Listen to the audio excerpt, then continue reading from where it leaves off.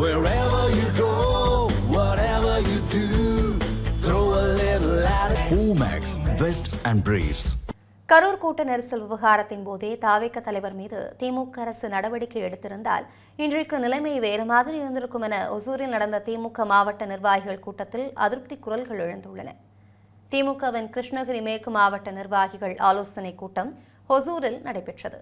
கூட்டத்தில் பேசிய மாவட்ட செயலாளர் பிரகாஷ், ஒசூர் தொகுதியில் திமுக தோல்விக்கான பொறுப்பை தானே ஏற்பதாகவும் குற்றச்சாட்டுகளை கூறாமல் கட்சி வளர்ச்சிக்கான கருத்துக்களை தெரிவிக்குமாறும் கேட்டுக்கொண்டார்.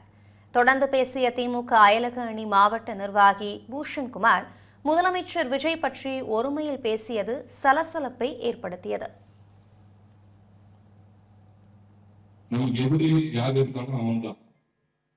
இப்போ தெரியுது நமக்கு எதிரி இதுக்கு மேல விஜய் தான். அவன் பலமுறை சொல்லிருந்தான் திமுகவுக்கும் தாவேக்கு தான் போட்டி.